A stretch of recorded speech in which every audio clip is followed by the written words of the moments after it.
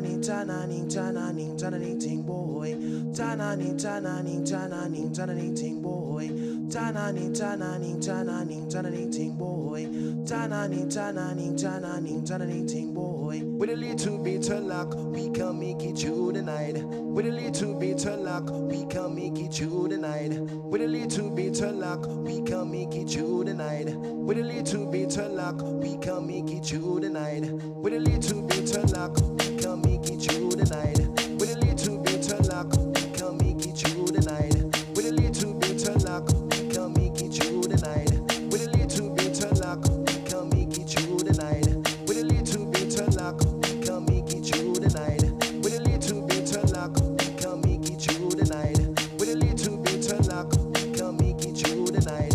We done the falsified, we done falsifying, we done falsifying, we done falsifying, we done falsifying, we done falsifying, we done falsifying, we done falsifying, we done falsifying, we done falsifying, we done falsifying, we done falsifying, we done falsifying, we done falsifying. A DJ long can jump it with the rhythm and a rhyme. The DJ long can jump it with the bad bass line, bad bass line, bad bass line, bad bass, bad bass, bad bass line. Holla with the rinsing sound, holla with the rinsing sound, holla with the rinsing sound, holla with the mixing sound, holla with the rinsing sound, holla with the rinsing sound, holla with the rinsing sound, holla with the rinsing sound, holla with the mixing sound, holla with the rinsing sound, holla with the mixing sound. Tana ning tana ning tana ning tana ning ting boy. Tana ning tana ning tana ning tana ning ting boy. Tana ning tana ning tana ning tana ning ting boy. Tana ning tana ning tana ning tana ning ting boy. With a little bit of luck, we can make it through the night.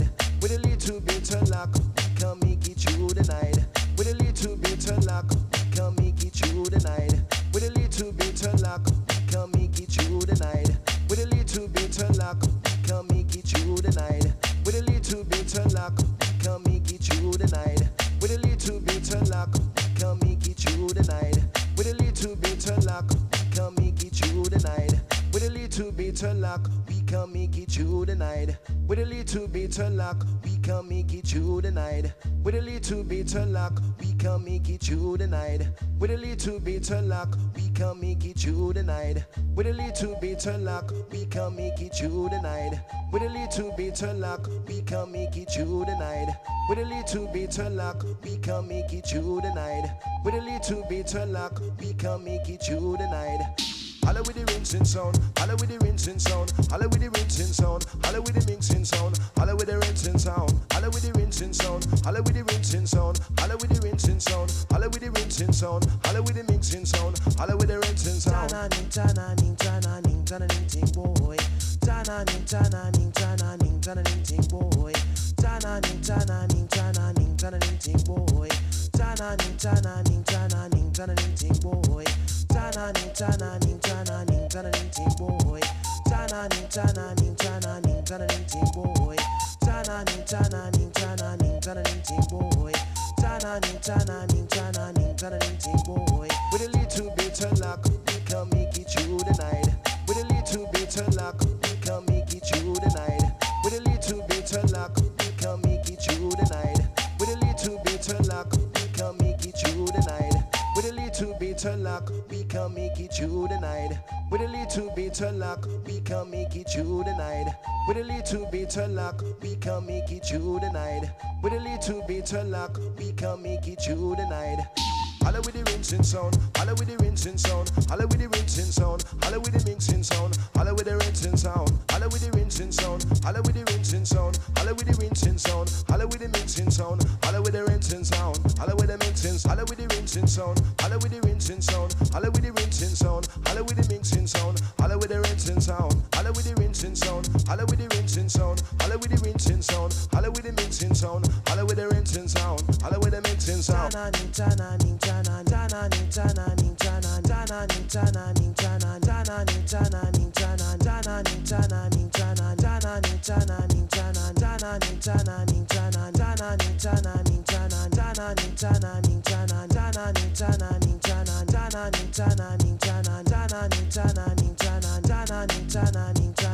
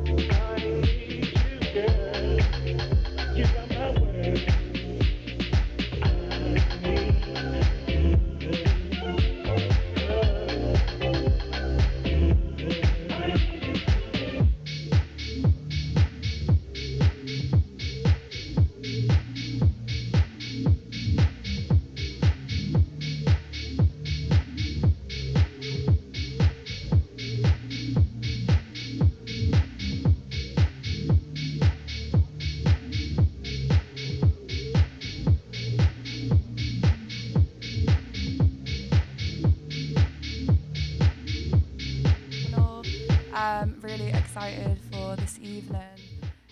So we're here for a panel discussion and book launch. This book, Out of Space, How UK Cities Shaped Rave Culture, came out in July by Jim Ottewill, who's with us now. And it's all about the UK's music and clubbing culture over the past 30 years up until the present day. Chapter 3 actually focuses on Liverpool, and so I'm delighted that we're bringing the discussion here today. For a very short intro, I am Izzy, I DJ here, I work at Melodic, and I'm joined by a panel today. So we have 24 Kitchen Street's Saad Shaffi, we have, everyone's in a different order to what I put down. Yeah, we have Culture Liverpool's Kevin McManus. We have our author of Out of Space, Jim Ottewill. We have Future Yard's Cath Hurley, and then we have DJ, musician and broadcaster Graeme Park. So yeah, welcome everyone. Thank you. Cool. So just really want to start the discussion going straight in with Liverpool and really just open up the panel and ask you guys specifically, what do you think have been the definitive sound and identity of Liverpool and wider Merseyside rave culture? If anyone wants to have a go. Yeah, go for it. I'll start. It's my book, yeah.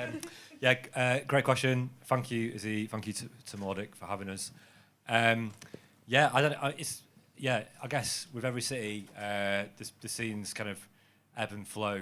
But I guess like Scouse House, isn't it, is kind of what people would possibly suggest might be affiliated with with Liverpool. But and then obviously like big clubs like Cream during the 90s. But if you bring it up to the present day, I guess it's just a diversity and an energy, and maybe it's more about the kind of like characteristics of the city rather than actual kind of like musical sort of trends. I don't know what anyone else thinks about that. But. Yeah, go for it. Yeah, I agree. I'd say for me, I'm an 80s baby, so I'd say it is Scouse House. Mostly, like you said, Cream. In my time, obviously, what's got a big legacy is played like Quadrant Park, the Paradox for the under 18s. It's a bit too far for me. You know what I mean? I wasn't that welcome there. And there's so many places like in my lifetime anyway, such as nights like Voodoo, who put on like some of the early techno lineups. But besides that, I think at this moment in time, with the world being so globalised and being a click away in communication, it's quite hard to distinguish like geographic areas of music besides accents, and even them, they're becoming a blur nowadays, you know what I mean? Everyone's dressed and sounds the same. The slang's pretty much universal across the world. It's like seen, I think, Australian drill the other day. And it's like, that's the way we're moving. It's like electronic music. It's just, you could never even pinpoint where it's from like the years of, soul music and Motown music that like certain cities in America had like the standpoint, if it's the percussion or the riffs or the synths involved in the music. Nowadays it is purely like it's generational talents that sort of bring out the geographic space of where they're from, to be honest. Yeah, any more? Yeah, no, I mean, I think Saad and Jim are both right. I think it is the energy and stuff that sets Liverpool apart now. It's I think me and Graeme are the oldest here, so I lived through Quadrants and even the Paradox because it was by my mum's. Voodoo is probably my favourite club night ever, along with a thing called G-Love, which often gets written out of Liverpool's dance music history, but G-Love was really crucial in what happened in Liverpool and was before Cream. So there's been loads, but I think throughout all of that, it is that ability to, thankfully it's become more diverse in my lifetime. But just that ability, the willingness to party and stuff. When I was doing more music journalism and involved with record labels and stuff, loads of A&R people used to come down to Liverpool and loved it because it was party night on Monday or Tuesday as well, not just like when they were coming down for Cream on a Saturday. And I still think that's, you know more because you're out more than me these days, but I think it is still a big thing in Liverpool. Everyone's out for a good night, and like clubs and dance music have always been part of that. Yeah, I first DJed in Liverpool in the kind of early 80s, not long after I started. It was Andy Carroll who brought me over. Don't ask me where I DJed, I can't remember. Long before I started at the Hacienda. And I was really excited to play in Liverpool because I've always loved music from Liverpool, and it was great. But today I love the variety and the eclecticism of the city. There's so many different nights and different clubs, and on the theme of your book, Jim, I love the fact in the Baltic Triangle you've got a venue like Camp and Furnace, which isn't a club; it's an old venue that's been turned into a club, which is what partly what your book's about. And I just love the variety that there is in this city, and the people are great, which is why I live here now. I think if I was going to add anything to what all you lot have said, I think it's the sense of community and the acceptance of people that go out in Liverpool is something that I cling to. Like when I first started clubbing when I was 17, I'd go to Cream every single week. I've got a Cream tattoo, which is just like, yeah, I wear my history like in silly tattoos, and that one is just one that I just find hilarious because it was so short-lived for me because I moved to Sheffield when I was 19. But I went to Cream every Saturday, went to Bugged Out every month on the Friday that it was on, and then those other Fridays was spent at Voodoo, which I've just started having mad flashbacks about, which I'm not going to share those. And then like Garlands and Peach at Garlands, and then you know, talking about Scouse House, I didn't think that was going to come into the conversation so soon. I remember having a mate in Sheffield who DJs at Gatecrasher who basically came. We went to Cream one night, and I took him to 3 Beat during the day to prove that Scouse House was a genre. Like, he was just like, no. And it was just, it is here. Like, it definitely is here. And you see that kind of filtering into modern pop music. And I'm a huge fan of a dance banger. And I love the fact that 3 Beat records, like, just fill the charts with absolute nonsense that just gets me through really long journeys. But, like, I think it's the lack of snobbery, which I really, really appreciate with Liverpool, and I always have, is that you can go to those kind of, like, for me, I always need the kind of the mainstream so that I can counterculture it. And I think that's where that started for me. Like, I'm always the poppiest person in every place that I work. And I feel like I was when I was, like, clubbing in Liverpool and, like, going to Cream every Saturday was just the pinnacle of that I needed something that was, like, really high-reaching, that was connecting a massive amount of people. And then spending those other nights in those, like, you know, those kind of, like, Lobato and, like, the Lemon Lounge. Is that a thing? Have I just made that up? Yeah, it's a gaff. Yeah, but I think that's what it is for me. It's not a definitive sound. It's the fact that people are open to lots and lots of different sounds is the important thing. Like 100%. And actually funny that a few of you have mentioned age, because my next question is about freshers and young people, and kind of like how you see young people as being, like, receptive to this culture now, or if you think people are engaging less with club culture and dance music than they were, like, 10 years ago, or even, you know, 5 years ago, or like post-lockdown. And if you do think that, and if you do, then why as well? Oh yeah, I forgot to shout out the pleasure rooms and Sunrise as well. But yeah, a lot of people, the youngsters in the room won't remember when alcohol didn't get sold after 2 a.m. It was just all Lucozades, and Red Bull, which was quite funny at the time.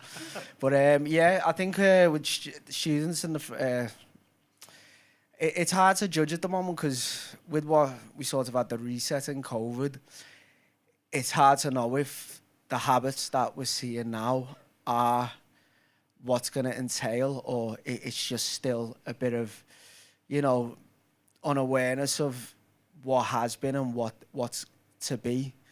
Because I think club culture, I'd say in the last 10 years, has become so commercial, in the sense that it's like stuff that would be considered underground music, in the set, which was only ever played in the clubs, which was rarely ever been in the charts, is now, like, all in the top 10, top 20, and what you find and now TV commercials as well. TV, yeah, exactly. So it's almost where we've gone from small clubs and the big ones, which were maybe up to 1,000.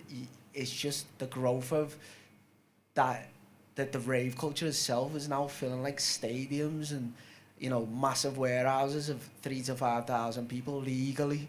You know, in small cities like Liverpool every weekend.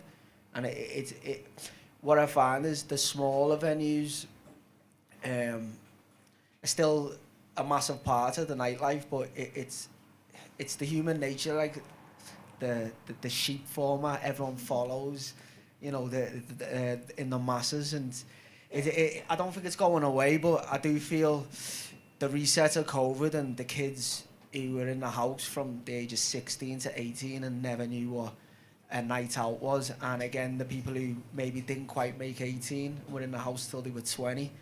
It's I feel like everyone went mad on Freedom Day, and like it tailed off hard after 6 weeks, and I don't know if it was the price of going out, because drinks did get more expensive, like for businesses themselves. Our costs went up just on supply of drinks by 30-40%. And that had to be transferred to the customer. And also, when people were in high density crowd environments, did they like it? Like, did it put them off going out again? And we're just in that predicament now where, especially after what we've gone through, it's hard to know where we've gone. It's a hard reset, and habits are just changed forever. especially because as you get older, as you know, you go out less. Like, I go out like 7 days a week. Up to I was about 25. Now, like, the only time I'm really out is at work. Probably go out like 3 times a year for birthdays or anniversaries. And that sense is like the main bread and butter for people going out and having a good time is that 18 to 25. And they've been scarred socially in what we've just been through the last 2 years. I massively agree. We run a training program at work called Soundcheck, which trains people up to be like sound engineers, lighting engineers, event managers, and stuff like that. And it's for young people, and it's 16 upwards. And we had to have a real rethink on the application form because it was, what's your experience of life? Like, what's been your favourite gig? What's been your favourite club night? And we were finding more and more, like lots of them obviously were turning 18 during the pandemic and just had no experience of anything outside of their, like, watching stuff online. But even up to 25, 26, we're seeing people that have never, ever experienced music in a communal setting. And to me, and there's so many reasons for that. And it's exactly, like, I totally agree with everything you've said, but there's a huge anxiety. I think I look back at when I was exactly the same as you, just going out every single night I humanly could. And I don't know how I did it because I didn't have that much money, but it was obviously a lot cheaper. But like, I would be out every single possible time that I was. I felt like little identity unless I was in a room full of people, unless I was in a room full of people that was sharing the experience to me. I felt like I didn't exist. What we've got at the moment is young people that are experiencing mental health and anxiety in a totally different way. I never had social media. I never had that kind of, like, you know, every issue that I had was it was so kind of like introspective. It wasn't looking at the broad world and like comparing yourself to all of these other people. It was just a totally different experience. And I don't know whether that affects the actual kind of like want and will of a young person to be in a room full of people like that. Whereas for me, that was my training ground, not just for me having jobs in music, but also just growing up and like feeling that sense of community and feeling that sense of like belonging. But also it was pure escapism as well. And like, I don't know whether a person like growing up in this time would feel escapism in a room full of people in the same way that I did.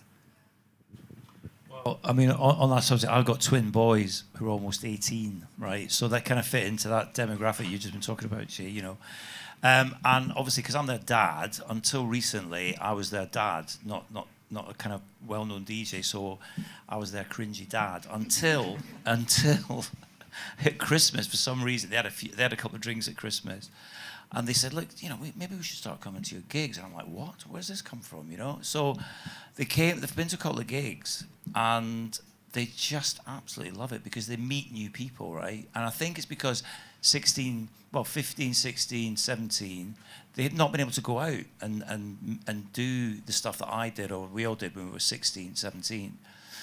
And Ben in particular has decided he actually wants to be a DJ. But he's quite particular. He said he doesn't want to be one of these crappy DJs who plays all the cheesy shit, which I'm quite pleased about. And he's actually pretty good. But the pair of them just love meeting new people, and they've been to a couple of festivals with me. And so I think it's just, I mean, you could argue it's in their DNA because of what I do, but I do think it's like young people need that ability to let themselves go. I mean, okay, they're not 18 yet, so they shouldn't really be drinking, but when they've got the wristbands and the backstage with me, it's kind of, I am being a responsible parent. But they're 18 at the end of November, and we're doing a Hacienda night at the Warehouse Project, which they're definitely coming to. But we've done 3 or 4 Hacienda nights at the Warehouse Project pre-pandemic, and we've done ones post-pandemic. And the first one we did, I couldn't believe it, 85% of the crowd weren't born when the Hacienda closed in 1997. Do you know what I mean? And they absolutely love it. And in a blatant plug, I know we're here to plug your book, Jim, but 12th of November, we're doing another Hacienda night at the Warehouse Project with an incredible lineup, and my sons are looking forward to it. But it will be a young crowd, because I think, you know, whether it's Cream or the Hacienda or Ministry of Sound, if you really get into the music and do the research and listen to the stories, especially when your dad's had a couple of drinks, if you're of a mind to, you can kind of learn about the history and the heritage, and you either kind of take it on board and get involved like they want to, or not. So I think you're right. The pandemic really messed things up for a lot of people, and you know, I'm pretty sure my two sons, although they're on social media, they're pretty sensible at everything. But I have some of their friends at school. I'm aware of that anxiety thing that you mentioned about. Yeah. I mean, I don't have kids, but I'm really close with my niece Jess, who's 24, who Saad knows well because she's a regular. She loves Kitchen Street because it's a really safe environment. When she goes to circus and she goes to other places, but Kitchen Street's her favourite. But what I think, so I think she's just got into it naturally in her mates. But I think it's more of a, like you, like I was in like Voodoo was something I went to every weekend or whatever else was on. It seems to be more of an event thing now, and it's whether it's because of cash, because they don't have that money. I think it's just more a different. She'll tell me she's going to something at Kitchen Street in a month's time. I never knew where it would be the next day, so I think there's probably a little bit of I tried to make the decision as I was finishing cleaning up the pub I worked in like Wallasey Village. Made a decision and then would get on the train to Liverpool and end up in Voodoo, just like, yeah. But for her, that community is a big thing. Her and her mates always end up with people and end up going back to people's houses for after, you know, and it is just that. I think, as Cath said, that is, sometimes you've been and the DJ hasn't been the best, but you've met with some great people, and it's so the reason I love Voodoo and the reason I still love like my memories from G-Love and all those things was because they were just run by nice people, like the promoters were good, the venues were good, and the crowd tends to be really nice. There wasn't any idiots there, and that's what I think that's why you remember, because you know DJs are DJs with the greatest respect. But on that feeling safe thing, that's a marked difference from 20, 30 years ago when you know, people were less aware of other people's issues, and you know. The clubs like Kitchen Street, like, you know, the clubs in the Baltic Triangle, Warehouse Project, or whatever, they're all kind of a bit out the way, a bit out of city centres. Because I do sometimes DJ in city centres, and some city centres are horrible, horrible places on a Saturday night. You know, people throwing up in the street, fighting in the street, but they're not. They're going to clubs that perhaps are more about just making money and getting them in, whereas. The planning thing, I mean, but I think when I started DJing, there were less clubs, there were less DJs, and there was a lot more spontaneity. But now with so many different venues offering so much choice and booking certain acts or DJs well in advance, that's when the planning comes around. And also festivals are much, much bigger for dance music than they ever were. Well, I mean, when I first went to Glastonbury, there was no DJs at all. It was like just bands. It was great, from what I remember. But you know, I've done my Hacienda Classical show at Glastonbury, and I've DJed at Glastonbury. Festivals are such an important part of the club scene as well now. Yeah, thank you. And also, just a few of you have already picked up on, you know, you say safe spaces. Well, you've all kind of touched upon it in some way. And I just wanted to ask a little bit more about that and kind of how you see the importance of like the physical venue and, you know, the club itself as somewhere for these safe spaces to exist in, you know, certain like marginalised communities. Like, you know, what really is like the importance of this space to people, young, old, you know, in these communities? Well, I mean, that the first thing that struck me when I started DJing at Hacienda in 1989 in Manchester was the diversity of people, because it was the first club I'd been to where you had football hooligans dancing next to barristers, next to teachers, next to nurses and hairdressers. Nobody cared, and I think that was the kind of start of this kind of, you know, new attitude where it wasn't who you were or where you're from. It's where once you got in that front door, yeah, admittedly everyone was off their bloody tits, but you know, it was, nobody cared who you were, and I think that's where it started and spread. You know, especially same with Cream in Liverpool, and that's kind of what people expect now. You should go to a club and it shouldn't matter who you are, where you're from, and clubs are, as a result, a lot more safe. I'm not saying they're 100% safe. You're always going to get the odd idiot, but the thing is, security are more aware of who's in the club now. You know, it's not just like meatheads on the door turning people away. They're trained to look out for people and look out for certain incidents and stop things happening before they happen, which is going to be a good thing, you know. I think what's made me appreciate it is being so naive when I was that teenager that was crossing the river every Saturday night to go to Cream. We just made friends with the door staff so they'd look after us. Like, we genuinely, like, I remember coming around the corner once and spotting one of the head doormen who we'd befriended, who used to get us in for free as well. That was another thing. It wasn't just being safe, it was that we were skint. And like, he was kicking the shit out of somebody and then looked up and then just changed character and just went, "Hi, girls." Like, and we were just like, yeah, but he'll look after us. That just means that he'll look after us. And I think, you know, and then when I moved to Sheffield, I worked at Gatecrasher for 3 years as well, which there was nothing in place that looked after anybody in any way, shape or form. Like, from, you know, we had like we used to talk about 999. We had the local ambulance service just on speed dial. They were just there outside. Like, there was just so many things that are just overlooked in those like massive, massive spaces back then. And I think what's great now is that everyone is being super, super conscious about the fact that not everyone's experience is the same. Like, when I think about like going clubbing, it was very male dominated and there was just a shit ton of lads and then like not very many girls, and it made the girls stand out a lot more. And you kind of had to be very conscious of that and very streetwise of that, but also just being of an age where you're just not equipped to kind of think, what is safe? Like, what am I doing that's making me unsafe? Like, pretty much everything. Yeah. And I think there's, you know, we're living in a time now where it's like spoken about so much, and, you know, there's venues that are now kind of like really doing the utmost to make sure that they're a safer space. I don't think there's any such thing as a safe space, but we're all striving to be safer spaces. And it starts with those people on the door massively. Like, when we first opened Future Yard, there was one of the first doormen that we had was pretending that the CCTV was like a scanner, like for COVID. And there was a girl that turned up on her own, and I didn't know that he'd done this.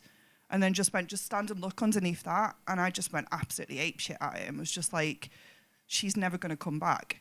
Because you've just, if her experience of walking into a new space is you doing that and being a dickhead, she's never coming back because it's not a safe space to her. And we got rid straight away, but it was just that kind of like, oh, shut up, kind of like, oh, you're, you know. And I think the fact that the conversation has gone on to a point where when you bring stuff up like that, it's not seen as me being over the top. And I think that's something that is super, super important everywhere. And you look at the scale of like the warehouse projects and stuff like that, and then the kind of initiatives that they're doing for like to engage with the community and like bring kind of people that haven't got jobs into working in live music and working in that environment is fantastic. So it just means that everyone is being that more considered. Like Kitchen Street for me is just like, you know, is up there as being that place where the programming speaks for itself in the people that it welcomes and the people that are going to feel comfortable in that environment. And then when you do go there, you're met with the reception that you'd expect from that kind of welcoming programming as well. Also, I think part of that reason is that a lot of the people who run successful club nights or venues now, who are in their, say, late 30s or to mid 40s, went clubbing and thought, right, I'm going to make sure that we don't make the mistakes that were made 10, 15, 20 years ago. Like Sacha Lord, for example, you know, he used to go to the Hacienda and he's like, I want to do this, so he started Sankey's. But also city centres. When I first came to Liverpool to DJ in 1984, pretty grim city centre, as was Manchester, as was Leeds, as was Sheffield, as was Glasgow, Bristol. You know, if you took the wrong turn and it's like 2:30 in the morning, you'd be like, shit. Whereas now, you know, they're all lovely, bright, metropolitan European cities. And I think that makes a difference as well. Different age then, there wasn't it? It was a different age. You had to have proper shoes and trousers on and a shirt to get into a club. And well, that's it. Going back to the Hacienda, people would turn up to the Hacienda when it started to get really popular in like '89, with like smart shoes and trousers on the door. And like, you don't need to dress like that. And they'd be like, what? And then that's they'd be what back. I did the first night. Me and my mate went to Cream. We dressed up to the absolute nines, and we were like Brit poppy dickheads. Like, we just wore like baggy jeans and like trainers. I know. And we went with like full on heels and stuff like that, which was just, talk about safe spaces, going on a night out for like so many hours wearing high heels, and like that's what we were told. Yeah. The reality was like very, very different. Yeah, it's Thank God. Sorry, do you want to say on that? Go on. I think somebody, I can't remember, it was years ago, came and approached us and said there's something about a safer space policy, and said something that they identified Kitchen Street as being one, and would we like to take on the policy. And it wasn't anything we were conscious of or trying to strive to be in a sense of as a label. It was somebody came to us and said, like, this is what we sort of recognised it from. We were like, all right, then we'll take it on. But I feel like the safe spaces wording comes up a lot nowadays. And when we started Kitchen Street, it was more just everyone just feeling like they didn't have a barrier to come through the door. Because, like, going out in Liverpool, I just found, being a black Scouser, it was very hard to get into clubs. And part of the reason was 24 Kitchen Street, we opened it was just so that, like, a lot of my friends could get in without getting knocked back. And it just went from there, from the programming and just the variety of music and genres. We just got so many walks of life. But I feel like we try our best, and it's always just down to reporting.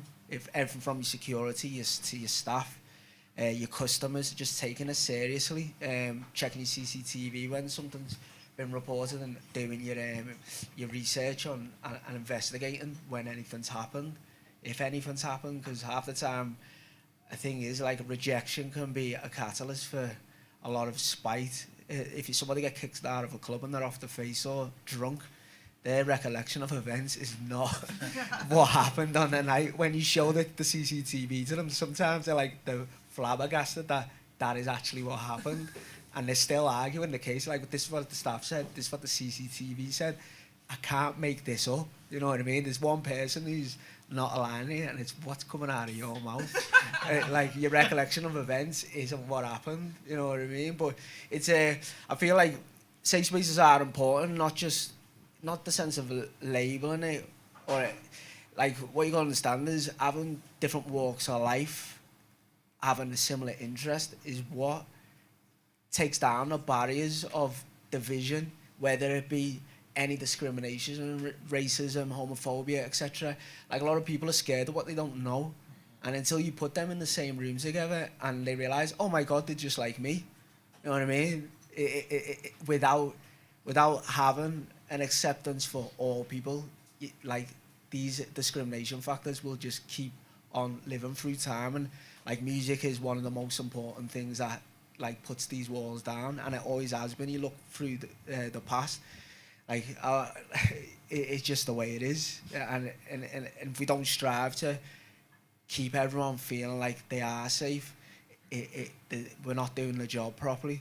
But it's just, but the thing is, like, people have got a lot more sensitive after what we spoke about in COVID. But a lot of kickback we get and comes up a lot is, it's not an insult or a rejection, it is being uncomfortable. And sometimes people can't help feel uncomfortable,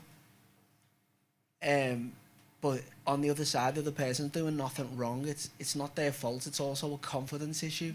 If someone's making you feel uncomfortable and they've gone out their way to, yeah, they're getting dealt with, they're getting thrown out, whatever has to happen to them. But you find a lot with this new generation, it's like anything, like to say that they're uncomfortable, it's like you have to take it seriously, and sometimes you feel sorry for taking the person away who's potentially literally done nothing wrong, and it needs to there needs to be a fine line. We obviously got to take it seriously because like it's ruining somebody's experience. But if it's through no fault, through but their own confidence or what they've been through in the past, it's something we have to work with, where we sort of draw a line where we're making it safe for everyone, but also being considerate. Because in the end, nightclubs and venues, we don't have, like, we're not health from the health professionals. We haven't got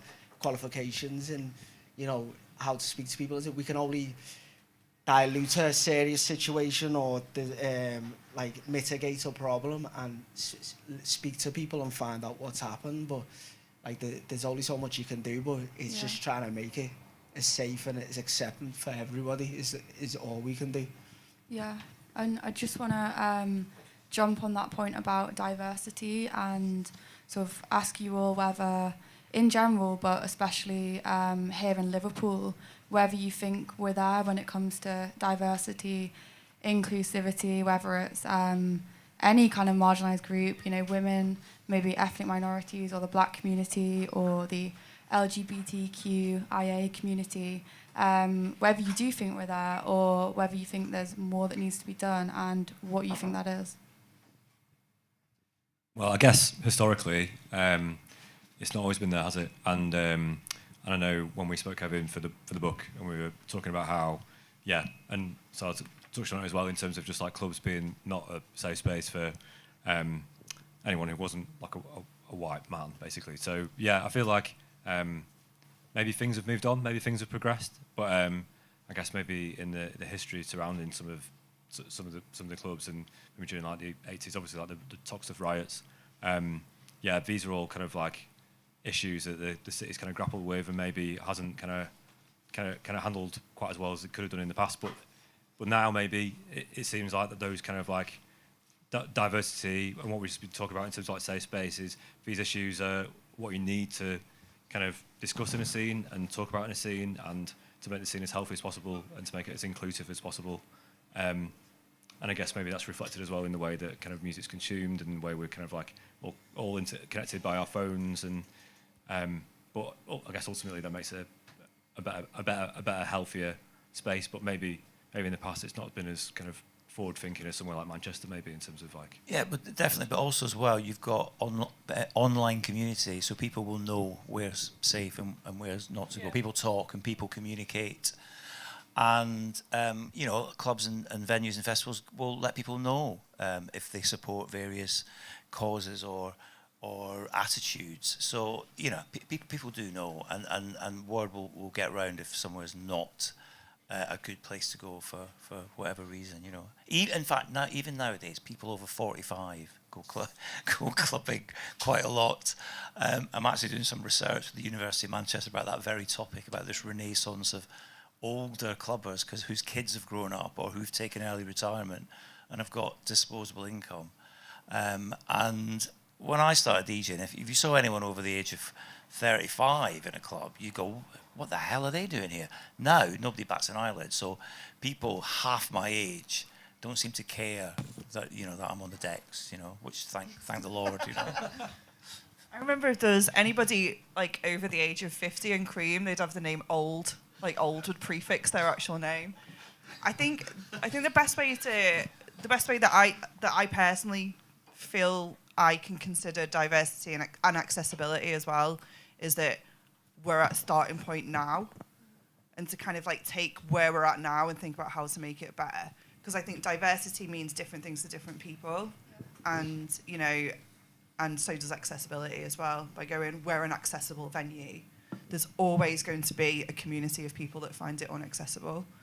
So, like, there's always more that you can do. Like, anybody, when it was the kind of, you know, the Black Lives Matter movement that happened, like the most recent one anyway, there was so many organisations and so many companies and industries where they would just go in, like, we've got this already, this is in place, and you're just like, yeah, it's not enough.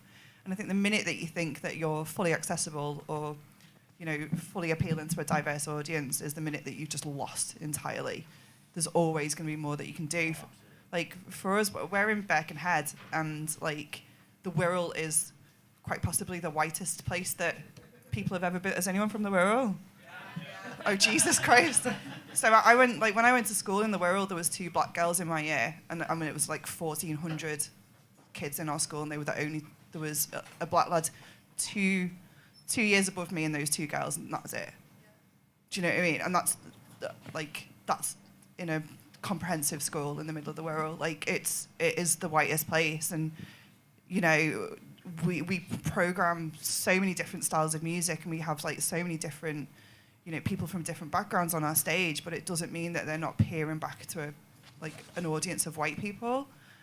Like, there's obviously more that we should be doing to engage more audiences and more people. And there's, you know, over the years in the Wirral, there's a lot more new communities that have come through from, you know, different, like, civil unrest in different countries and things. There's lots of refugees, and there's only more that we can do. Like, just kind of going, yeah, but we've got this this African jazz artist on the stage this week, and then there's this, like, kind of, like, you know, really famous, like, Ethiopian musician playing this week, and it's just like, yeah, but if everybody that comes through the door is just, like, white and middle class, then so what? Like, it really doesn't matter. So I think there's always, like, I have to see it as a starting point every single time I look at this and kind of go, right, okay, where do we go?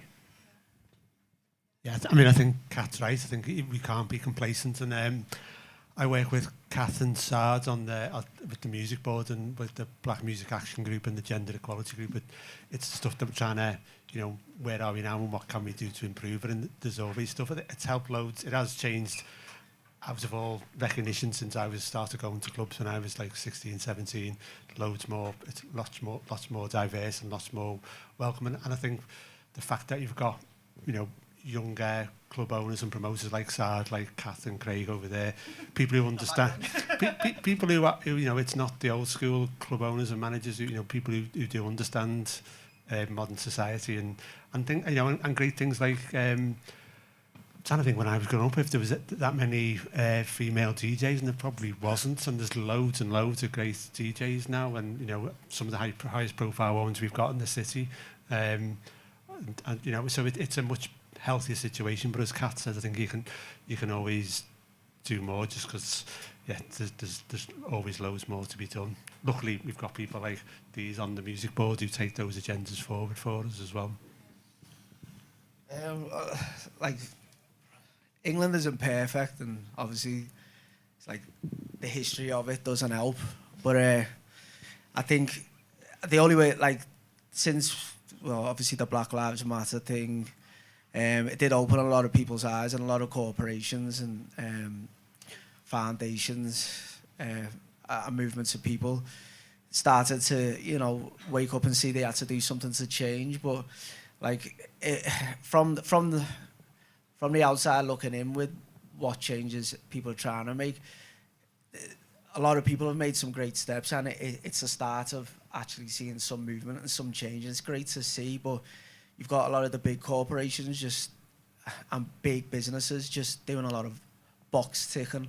I see if it's, you know, just forward facing to the public, or, you know, creating a job role with no change. My brother just was working for a sports charity. He had to leave because there was just no resources given to him, for which they were trying to get him to draw up proposals for diversity, and nothing went to it. But I feel the only way it can change is from the top down, which until the people in the room that make the decisions is a reflection of the population, nothing will change. You know what I mean? Like the boards or the rooms, etc., that make decisions, from everything that filters down into being nightlife, venues, arts, etc., and government itself, until the public itself can see themselves in the people who are making the decisions, nothing will change, because it's just always people pleasing, or just a bit of dialogue or PR. Or like tokenism. Yeah, it's not going to change until you see. Well, exactly certainly not with this government. Yeah, but in everything, like, especially our government, but I mean wherever, like, because it's deep rooted. If it's not something to do with, really, like, a lot of our governments and laws are based off, you know, religious, institutions, and it's like the whole thing with the old boys club and the government. It's like it's so hard to change something that's been going for hundreds, if not thousands, of years, and until it does reflect what we see in each other, it's never going to change. But I think since what happened the last couple of years, there has been an actual start of something rather than just talking about it. Yeah. I kind of want to move the conversation on a little bit to think about, like urban development, government policy, all this. And I think what's evident throughout the book and that we're all aware of is the amount of clubs, the amount of venues that have shut down, the kind of the clubs that are under threat from either development, noise complaints. We have this with Kitchen Street, Meraki, all of our main kind of important venues in the city have faced this to some degree. But as sort of three of you are on the Liverpool Music Board, and I assume you obviously want to protect our nightlife, I want to know, what power do you have, if any? Hopefully. As a music board? In protecting. I think it's really hard at the moment, given what's going on with the local council. It's hard to face those issues, and Kitchen Street is the absolute beacon of this. It's hard to face those issues, and then when you kind of discover in real life that the local council is incredibly corrupt and now is being handed to the government to be in charge of, it's just like... I feel like it's uncharted waters. Like, you kind of live in a film or something, like something so corrupt and so ridiculous that you do feel like you're fighting a losing battle. And it is that feeling of like, well, the money talks. So all of those people that are that have got all of that money that can kind of promise all of these things to a local authority are going to be the ones that win. And the people that create the culture and the people that create the reason for people wanting to be in this city just kind of get brushed aside. So it does feel insurmountable, like massively. I mean, do you think it sort of comes down to like individuals at the top? Like, you saw last year in Germany that clubs were now being recognised as cultural institutions in the way that like opera houses were, or but we're not seeing that in the UK. And do you think it's a fact of having to convince these people of sort of the value of these places? Well, pre-pandemic, the nighttime economy was worth billions to the exchequer. That's not just nightclubs, but bars, restaurants, anything that's open in the evening. And it's very short-sighted of licensing committees, in whether it's Liverpool City Council, Greater Manchester, wherever, to withdraw licenses because they build a block of flats and people move in. I mean, the club was there first and employs people and brings... I mean, clubs... I mean, to go back to Manchester, the Warehouse Project brings people to Manchester specifically because the Warehouse Project. Cream used to bring students to Liverpool. Hacienda brought students to Manchester. It's very short-sighted, I think, to listen to people who move into a place that's already thriving. It's happening in the Baltic Triangle already. It's a nonsense. My issue is with agent of change as well, which is something that we talk about quite a lot, not being robust enough, and that comes from the top. That needs to be adopted in a way that actually supports those businesses that have been there first. That's what agent of change is. It's basically that if you're there first, then anyone that kind of comes into that community afterwards, they have to be the ones that pay for sound insulation, that pay for the windows being thick enough, and all of those different things. Agent of change is a recommendation. Like, every single local authority has to adopt it individually.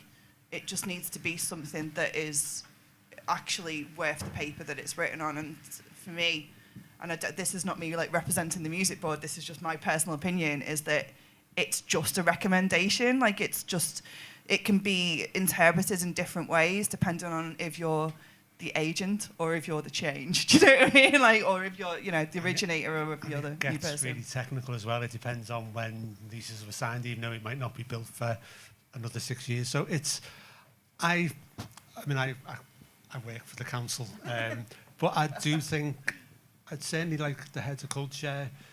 I do think, and planning takes a few years to catch up. I do think people in the council now do actually get the importance, the economic importance, the cultural importance of venues like Kitchen Street, I think you will see a more supportive policy over the next few years. But just being realistic, sometimes, there is a limit to what people always blame councils because they're easy to do. It's not always in their gift. I mean, Cream closed, that land had been sold to a private developer many years before by someone else, not by the council. There was nothing the councils could do about that. Parsley closed last year, not a club, an important music asset.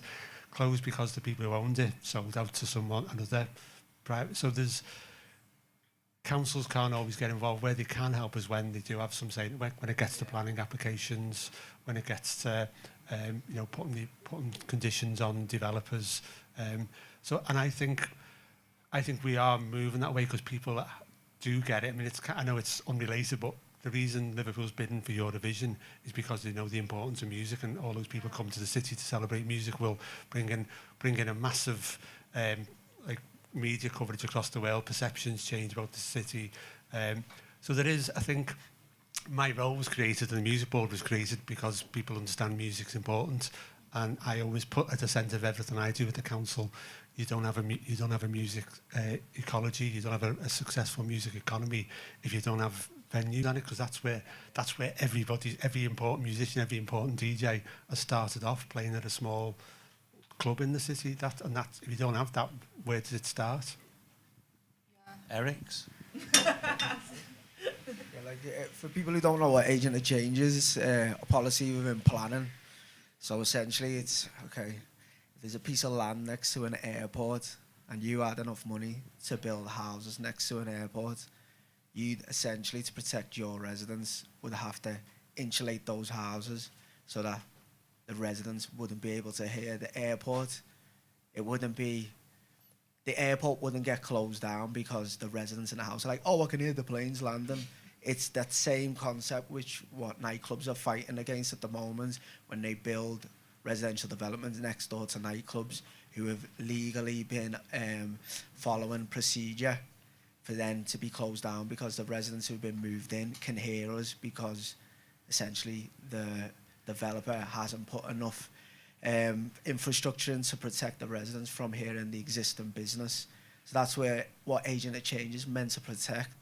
And it's a shame because I've spoken to some lawyers and barristers and planning professionals, and they've actually said like agent of change itself is in the planning application process, but it's almost as if the people within the departments aren't trained into how to integrate it into the planning procedure half the time.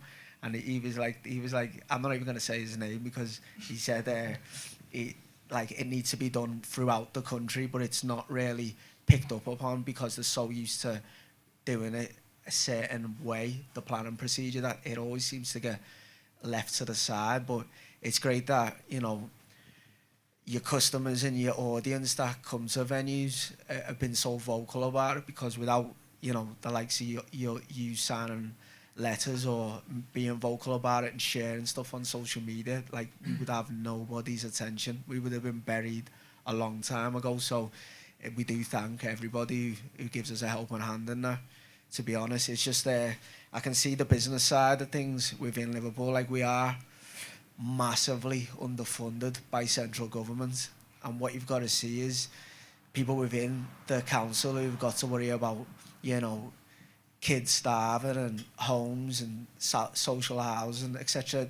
The short-sightedness of trying to fulfil the budget that they need to have the money to survive as a local government for the year is sometimes because these developers, when they throw up a massive development, there's a certain percentage of what it costs is given to the council. And I think that short-sightedness of fulfilling the budget is where they're losing a long legacy of tourism, entertainment and culture through just not thinking, like, over the next 10, 20 years, if this place stays open, the jobs and the people that it'll bring in the city is more of a benefit than a small kickback to fund the next 12 months of local governments. And it's just thanks to people like you guys who support the venues, and like I said before, it is coming to attention and they are taking it seriously. But it, like Kev was saying, within the music board, people like Sasha Lord, what's also given us power is putting music venues and nightlife all into the same category to show how much money we generate. Because in the past, we've all been divided as cafes, restaurants, nightclubs, bars, theatres, cinemas, and all subcategorised where we're insignificant to the economy when we're all put in the sub-boxes. But when we're put together, like, one can't exist without the other. Like, after you go to the theatre, you need a bar to go drink. Before the theatre, you need a restaurant to go and eat, and etc. So it's important that the people who are pushing the legislation and bringing it to everyone's attention, that we might fight to see another day, you know what I mean? Can I just add one more thing onto that as well? Is that the majority of like people that run venues are renting. So when an area does kind of get really exciting and everybody wants to be there, and the land value goes up, is that their landlord then wants to increase the rent or sell to somebody else or sell it to a developer to put flats on it. This is music venues rather than nightclubs, so I wouldn't know what the kind of stat is on that, but there's only 4% of grassroots music venues in the UK that actually, the people that run it own the building. So you just think about like the life of that, like the life of kind of uncertainty of just like, are we going to be here in a year? Should we do those, like, we're talking about accessibility in venues. Should we do those kind of improvements so that our customers have a really great time if we don't know whether we're going to be in this space in a year? So that's another big issue. Like 4% own their premises. Yeah. I suppose I kind of wanted to ask, I'm quite curious, not that the council and government are like against the nightlife, but within nightlife, thinking about, venues like Warehouse Project, Shibuku Circus, these, big festivals that are ultimately making money, getting, thousands of people in. Do we see them working in harmony with these smaller venues, with sort of the grassroots movements, with like the DIY scene? Are we helping each other within the industry? That's a good question. I haven't really thought about that. I mean, I know Sasha Lord quite well, and he tells me that the Warehouse Project does make money, but in the past 6 months, with the cost of everything going up, they're not making as much money as they were like this time last year. But I don't know. I'm going to ask Sasha that, because I know he's very. I work with him in the Nighttime Industry Association, so we do talk a lot. And I don't know. Yeah, Sasha, if you're watching, then message in. But the great thing about Sasha is, yes, he runs a Warehouse Project, and yes, he's Greater Manchester's nighttime economy advisor. But the great thing about Sasha is he knows the industry inside out, and he's very vocal on a national scale. And, he will fight the nighttime economy's corner at every given moment. He's very critical of the current government and the previous government and the previous government. A VAT cut would help. It helped in the short term after the pandemic, but it would help very much now. And the business rate freeze, isn't that about to come to an end? I don't know. I don't own a venue, but there's lots that government can do, but they need a kick up the arse, basically. Especially this government, they're absolutely clueless so far. Talking about the big events like your warehouse projects and stuff. Obviously, we've got the Blackstone warehouse in Liverpool, which is probably our equivalent in Liverpool, and I would say it does from. Having it, it's not too far away. It's like 5-10 minutes in a taxi. And I do say places like ours do benefit from it with the early finish, like the finishing 11 o'clock. Like we do, depending on what night we've got on, we can benefit from what goes on there and filter out. And not to say people who run places like Blackstone Warehouse, occasionally they do after parties in small venues and put on bookings. So they do help in that side. I don't know what goes on in Manchester, but I do see a benefit here, as well as stuff going on in the Echo Arena, it be. That's a good point, actually, because I can't remember another plug. In October, we're doing a Hacienda night in London at a place called Beams. It was a big kind of warehouse space, but that finishes at 11. And where it is, I would imagine there'll be loads of late night bars, venues, and clubs. benefiting. So yeah, that's a really good point. Yeah, probably from my spending as well, actually, because at 11 o'clock I don't want to go to bed. I'm gonna move the conversation on regrettably because I've not asked half of what I wanted to. We'll touch on one more point and then we'll have a short break and then audience Q&A. And this is a big topic, but just really want to touch upon sort of the digital, virtual world, social media, the rapid changes that are even happening, within the last year. We're getting this very transient, instant. There's a quote I picked up from Ashley Beadle: "Everything is caught before it has a chance to develop." All these viral moments, and I wanted to ask both sides of the coins. How you navigate this from a sort of difficult. What are the challenges, but also how do you think that our clubbing culture can utilise this sort of these new movements, these new technologies, and embrace it as part of what makes us so successful? Well, exactly what you're talking about. Like when we started Kitchen Street, we had essentially in the music that the live stuff, especially when it came to rapping and MCing, we'd have like a good 6 month year to make a decision on booking an artist, playing back and forth with the pricing of would it be viable, making a decision, would it sell enough tickets, let's book them and see where it goes. And we've been burned a few times where like maybe it went over people's heads in Liverpool and it was a bit more London centric, or it just didn't work for Liverpool. And a lot of times we've done well with a lot of people that we booked have had number ones now, like rappers and MCs. But I think like the change in social media has been immense when it comes to booking as a programmer. You could literally have a kid who was literally in your venue as a customer. You could probably have booked for £30, and literally his tune goes viral on TikTok, and you're like, oh, we only next door, he'll be maybe a few £100, and he'll literally ask you for 5 figures for literally doing a freestyle. And it's like, so now it's like when you're testing the water on your program and trying to see who you want to book, you have to push that button and take the risk rather than make a calculated decision of what price shall we do the tickets at, how many people do you think he'll come. It's like, all right, there's a bit of traction here, let's just press the button and pay what he's worth now. Either we're gonna make it back with the tickets, or we're just gonna lose thousands of pounds of money. And it's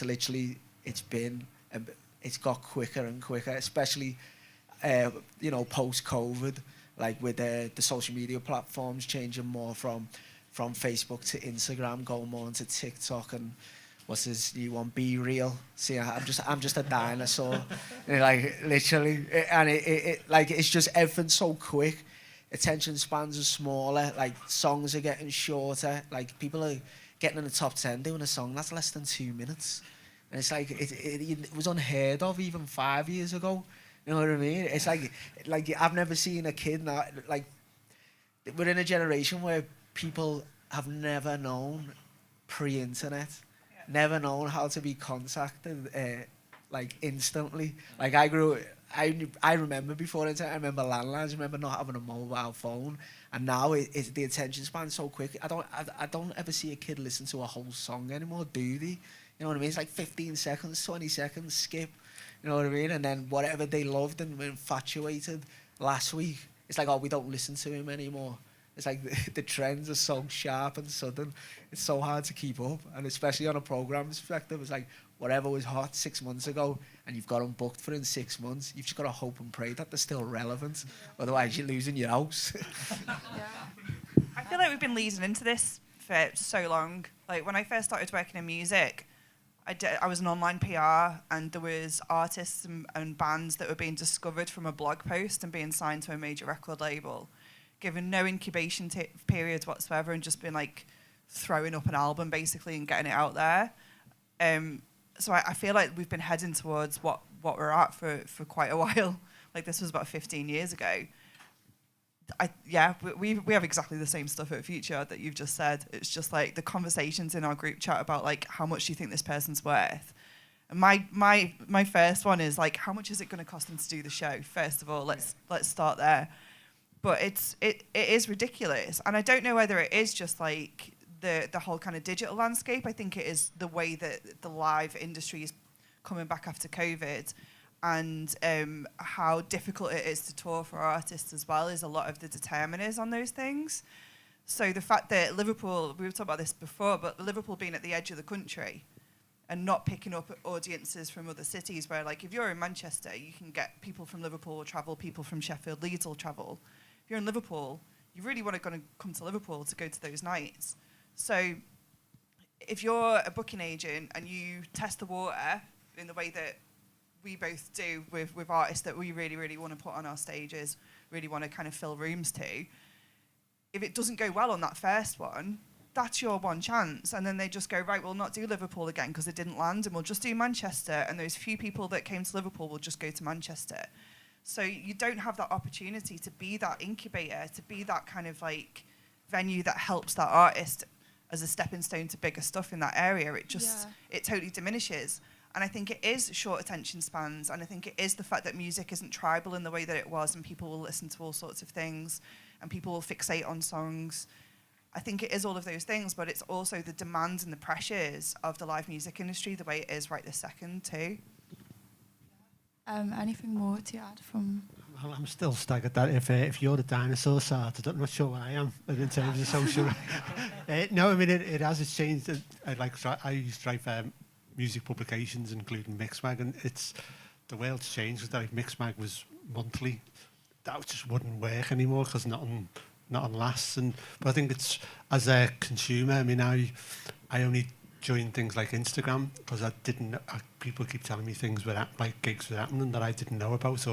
And as like you're an artist manager, and I mean I know people who run labels. The only reason they sign people is because of how many followers they've got and how many. And it's like it's a completely the different brand, the whole social media. All that It's stuff. a data game. It means that you're not actually working on your passion. You've just picked a job. And I think I didn't join the music industry to get rich. Like, I wanted to work on something that made me go to work every day. And if I was picking artists, or even at the venue, if we were just constantly looking at, we just need to get these in because we need money. Like, how that's just so joy sapping. Like, I'd go and work in an industry where I'd get paid 3 times as much and not care. Do you know what I mean? Like, yeah, it's just gone content over quality, hasn't it? It's literally. I think the word content is it. I think the fact that we've got a generation of like creators who, and I say creators not in the social media text, like, but just more kind of like, beat makers, producers, like art songwriters, everybody. They're calling their output content. They're not calling it art. They're not calling it music. They're calling it content. And that's the worry with the digital age. Yeah. I'd make myself sound really old then. You're right, I agree, but I use social media as an artist, right? I'm quite active, and I've got quite a lot of people who follow me, but I don't book people, so I'll perhaps look at it a different way. It's a great tool for shouting about what you're doing and reminding people you're still here, and for connecting with other people who are doing similar things. But the social media is the last place I would go to discover new music. I've got my sources and my channels that I rely on. A lot of it's just like hunting and looking in places that you hope other people aren't looking in. But I would never, if someone comes to me, and promo PR companies and record companies will say, Parky, it's blowing up on TikTok. And I'm like, well, I'm not on TikTok. All right, okay, well, if you look on Instagram, no, I'm not interested. But I totally get it. But my sons are starting to change the way they look at it, especially the one who wants to be a DJ. I say, no, I don't care if so-and-so's playing it on TikTok. Go into my record room and have a look through there. Yeah. So he's finding some amazing things that even I've forgotten about. So I'm jealous, honestly. Just on that as well, but it is the fact that people are using social media to dictate how they make music as well. I've got an artist that I'm working with at the moment at Future who's a perfect top liner. Like, she's incredible, and she was having this conversation about this kind of like this track that she was putting together, which was a poppy dance track. and it was just like her first immediate things were someone told me that the chorus needs to come in the first 30 seconds. Yeah. Someone told me that the intro is rules too of long. music. And it's just like, No. oh my God, imagine making music with those rules. Like, seriously. Like, it's just Yeah. ridiculous. Like, so you're just like, right, okay, I'll make this song. I'll put all my blood, sweat and tears into it. And if it doesn't land on social media and become this viral kind of hit, you know, it's gone. But it's just like, yeah, but it's boss. Yeah, Yeah, I think it's the way you look at it. I mean, you mentioned mixed mags. Me and Kevin are of the generation that had to put the hours in and work hard and hope that you got booked the next time or you got asked to write the next time, and word of mouth and putting the hours in. Yeah. And at no point did I ever say I want to be a massive well-known DJ, because when I started in 1984, you know, it was a bit embarrassing to say you're a DJ most of the time. Actually, it's gone that way again. Thinking about it. But I get people come up to me and say, can I pick your brains? Yeah, I want to be a famous DJ. And I'm like, well, first of all, whoa, that's the wrong attitude. Yeah. You should want to do it because you love the craft and learn the craft, and anything else is a bonus, you know? Yeah, I've got to say, as someone sort of just starting out, it's a minefield. It's a part-time job, is social media. I would say just concentrate on your own game. Don't worry about other people. I will. Concentrate on your own game. Enjoy yourself. You know, pick old bastards like me. Pick our brains. Yeah, I will in the Q&A. We're gonna have to wrap it up, and we'll have a short break, then a Q&A. I've just got one final question for Jim, which is, are you optimistic about the future of rave culture? Great question. Yeah, I guess it's yes and no. I guess I'm going to sit on the fence, but I guess in some ways that people still want to go out and get loaded and have a great time, and I don't think that's ever going to kind of stop. People will still want to dance. People still have 9-to-5s that want to escape, but do they do it in a club, in a nightclub? I guess that's to be sort of seen in the future as we go forward. And during lockdown, obviously, people just reverted to fields, tennis courts, online, wherever they could get like that kind of fix, that community, that kind of sense of music that everyone needs. But now that everything's opened up and that kind of people, as we've just been talking about, like short attention spans, there's such a diversity of kind of like things to enjoy, like entertainment, all that kind of stuff. And music's just part of like an ecosystem now to a certain extent, and it's not given the value that maybe it should be done. I guess that stems from the way we kind of consume it to the way it's treated by the people who make decisions in authorities, in councils, in government. And until that kind of shifts, then maybe it's always going to be a bit of a struggle. There's some stats out that are saying how since 2019 we've lost a fifth of our nightclubs. It's like there are only like 1,200 nightclubs still going, but people still want to have those kind of experiences. But yeah, maybe not in a club, maybe in the field, maybe in a festival, maybe in a food hall. Can I just add to that? The financial crash of 2008 had a big effect on nightclubs, but the industry recovered, and I think you have to be optimistic. Well, I want to keep on DJing for a bit longer, so I'm always optimistic. But can I just say, Jim's book, Outspace, is a fantastic book, and I think if you want to learn about the past 30 years and British clubs and how they adapted, it will. You know, it's important for the future going forward. A great book. Buy it. Definitely. It's over there. I'll pay you later, if Graeme. anyone Pay you wants later. to. Yeah. Thank you to my panelists as well. You've all been brilliant, and we'll have the Q&A in 10 minutes. Thank you. Perfect.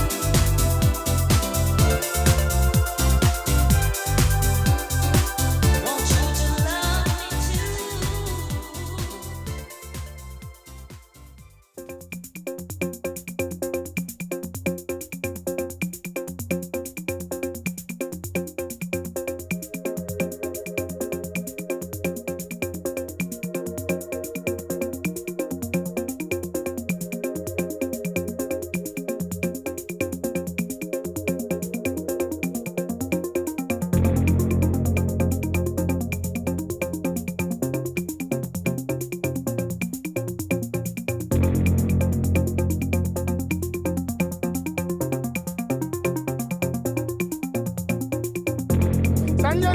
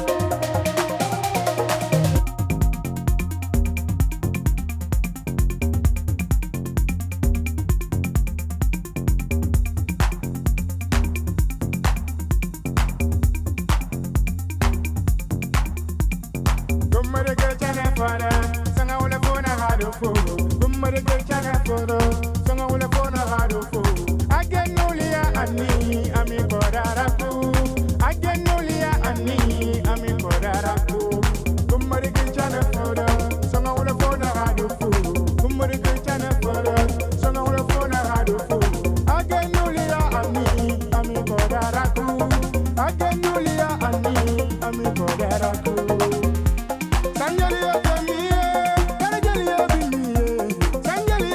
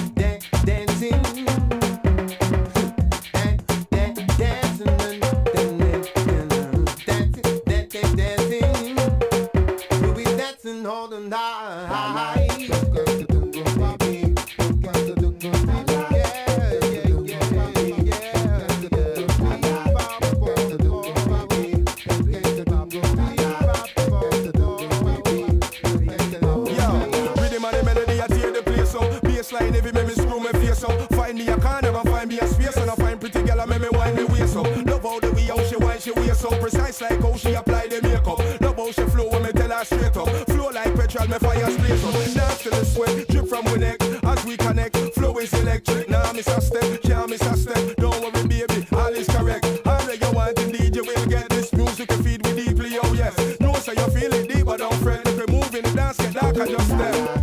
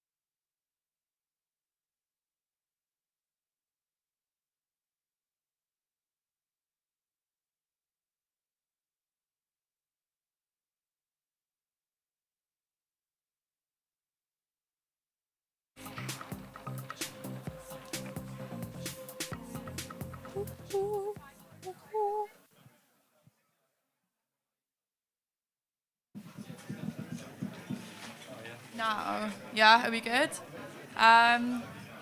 Okay, everyone, we're gonna do. We've got time for half an hour, so till 9:30 for audience Q&A. Because of the feedback, if I move like past the speaker, it's gonna everyone's going to leave because it's going to sound awful. So if you've got a question, you'll have to come up and say it here, if that's okay. Does anyone want to... And also, if you would like to direct it at one of the panel, do, or if it's general, then specify. Anyone want to kick us off? Come on, Tobes. So I'd like to address this to the whole panel. One thing we've not really touched upon that is, I think, quite a big issue in the Northwest music scene, especially when it comes to like independent venues, is exclusivity contracts. I wanted to ask the panel whether or not they thought they were something that was ultimately beneficial, or something that ultimately detracted away from the scene and made it harder for independent venues to, you know, do their thing. Would like to answer this one. Yeah. Yeah, we've had our troubles with exclusivity contracts. Obviously, there's a few big promoters in Liverpool that can make it hard, especially like all the time you do a lot of the hard work and break certain DJs. Not saying that they're not big already, but you could be the first to give them their Liverpool debut, and then what transpires after that is obviously they go bigger in profile or popularity, or they have a big tune, and before you know it, the price sort of supersedes your capacity, or even when it's sort of still in grasp, it can just be the big boys. I've got them signed up to so many shows in X, Y, and Z, and like they're just untouchable nowadays. But yeah, I think as a venue owner and a promoter, I think it's loyalty can go a long way. Like there's a lot of DJs that we've booked from our inception that essentially don't really play anywhere else, don't change their price. You know what I mean? We've paid the same price for them for the past 8 years. And it does go a long way. It makes you feel valued that you gave them the debut and they still come back to you. And yeah, exclusive. I think in the Northwest, especially Liverpool, it's a small place. And I feel there should be a bit of leeway, especially when it comes to capacity. It shouldn't be that, you know, X, Y, and Z can't play in, you know, whatever small venue just because they're playing on a 5,000 capacity event, you know, in bloody, what month are we in now? October, pretty much, like in January. Don't the artists sometimes have to stand up to the agents and stuff because they'll... Yeah. Because they need to be, there should be a bit of that loyalty. Sometimes I understand what goes on, but I think back to, again, we've talked about Voodoo before. People like Darren Emerson got way too big to play there and were playing Cream. But because it was a really nice place to play and the people who ran it were lovely, he kept coming back because for loads less money than he was getting at Cream. I think there's a lot to be said. There's a lot to be said for loyalty, and I'm quite loyal to venues because you build a relationship, and there's some venues that get me for a lot less than new venues. Sometimes, though, you have to say, listen, I know I've been doing it for this much, for 8 years. But if you have a good relationship, you usually get, well, I'm not paying that, but I'll give you this. And you go. Yeah. So I think loyalty, exclusivity contracts, I understand from an artist's point of view. You mentioned agents. In my experience, and no disrespect, you're a management manager, but sometimes agents just really mess things up and really confuse what should be a very simple arrangement. So I do have a couple of agents who get me work, but because I kind of know everyone, I kind of do most of it myself. And the venues and the promoters love it. So it's all about relationships, I think. But then that's maybe an old school view. I don't know. I think there's an issue with national and international agents not knowing local areas. Yes.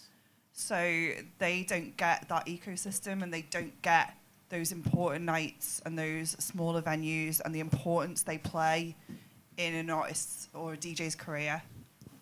And I think that is something that we found, particularly over the last few months, is just agents not appreciating the geography. I had it in one of my old jobs where, like, I'd look at a national tour and I'd be like, why are they playing those venues? This has got this going on and that's not right and blah, blah, blah. They're just not great places to play. And it's the relationship sometimes that those booking agents have with those bigger companies that will look after certain venues, that they'll put those artists and those bands and those DJs in those places, and it just kind of like bypasses every single like every single element of an area, of a region. So I think that there is a power with the artists with this, and I think artists need to appreciate the places where they enjoy playing, and that not everything has to be strategic. So if you are looking at kind of building audiences in big areas, and you're looking at kind of, you know, bigger ticket sales and bigger venues and bigger audiences, sometimes you need to just go, do you know what, but I love playing Kitchen Street, so I just want to play Kitchen. If they offer me a gig, I'm going to do it. There has to be, the powers of the artist, they're the DJ, whoever it is, the performer, that they need to kind of stand up and go, this has been so incremental into me building a relationship with this community. You've got to allow me to do those things. So I think, it's booking agents not knowing an area, a region, and it's artists not standing up for themselves and going, I need to do things because I enjoy it, and not just because it's strategic or it makes me the big bucks. There's always times in their cycle when they can do those smaller gigs. And I remember, like, from when I was in London and I worked in this pub in Camden, and we used to have Errol Alkin play all of the time. And you know, he was commanding thousands of pounds and doing massive festival tents and huge venues all over the country. But he wanted to play our upstairs room in our pub because he could see the whites of people's eyes.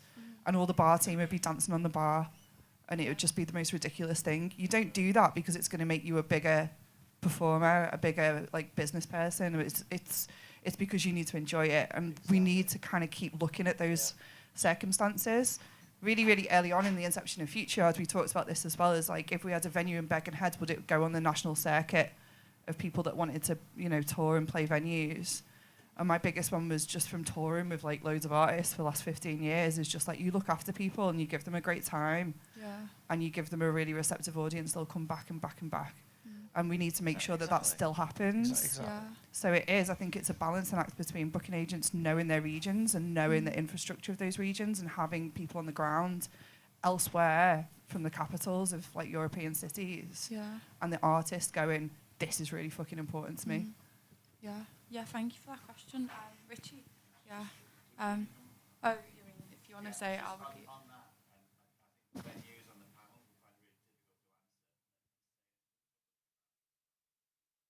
Uh-huh.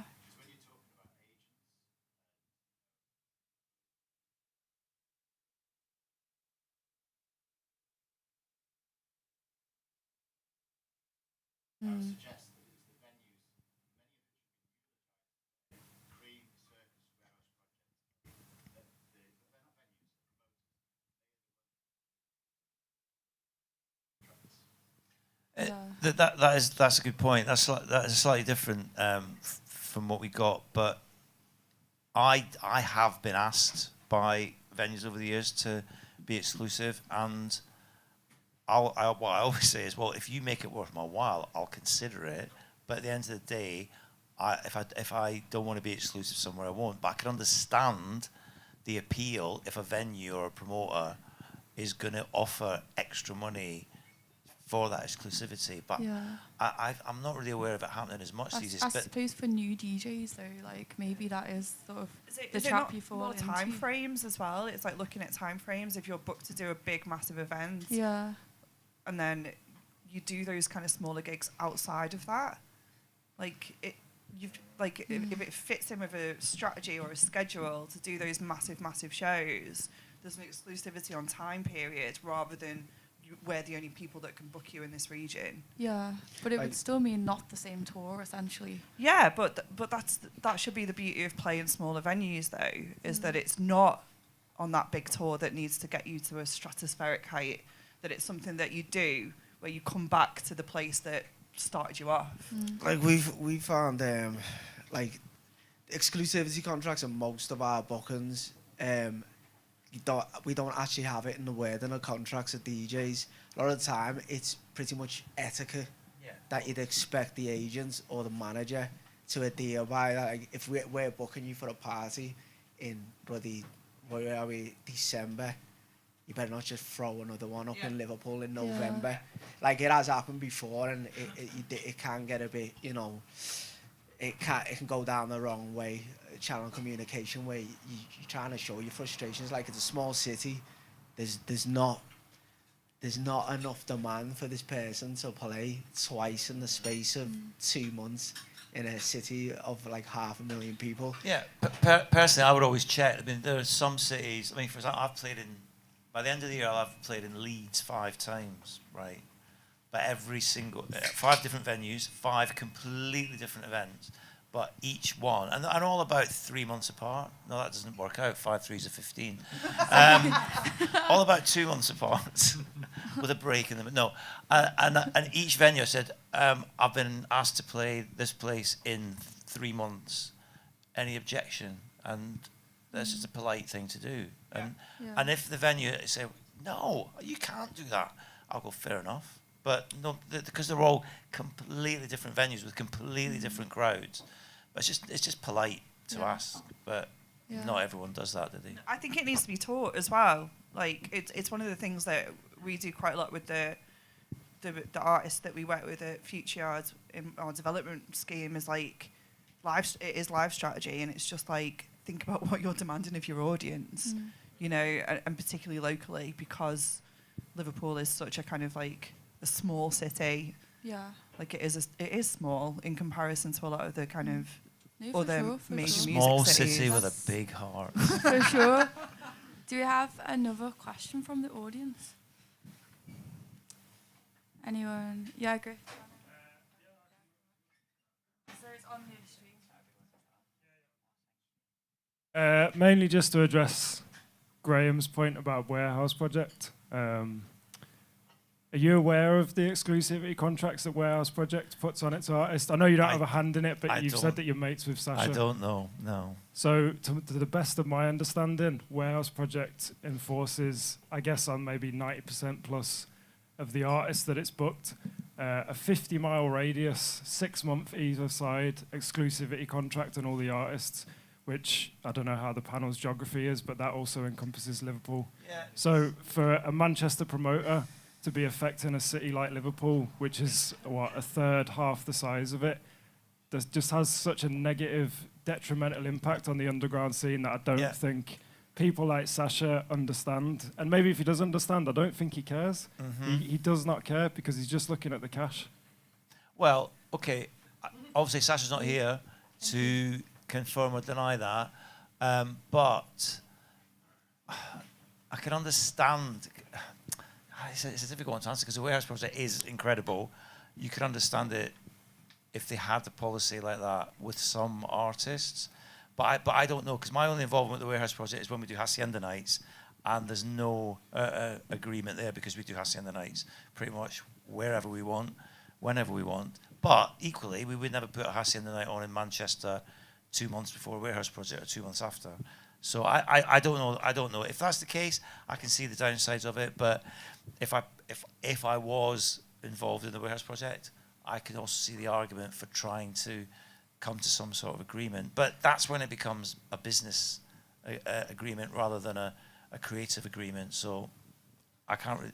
If Sasha was here, I'm sure he'd give you a good answer. I think geography comes into it as well. Like Manchester's 40 minutes away, and like you look at London, there'd be that exclusivity in a heartbeat. It's only 30 minutes if I'm driving. Jesus. But it's, you know, it takes you 40 minutes to cross London. You know, it is that thing, and I think the point was made earlier as well about the fact that people will travel into Manchester. Yeah. So Manchester is serving not just Manchester. I don't know whether there is something comparable to Warehouse Project in the neighbouring cities. Like, correct me if I'm wrong, but it's a massive scale event, and they are going to need people to travel into Manchester for that event. Yeah. I see that as like a mini festival, and festivals do have that exclusivity clause because they're trying to sell tickets. So yeah, it does affect the local cities without a doubt. But what have we got in comparison to the Warehouse Project that is going to produce an audience like that for an artist? Yeah, we do have. Yeah.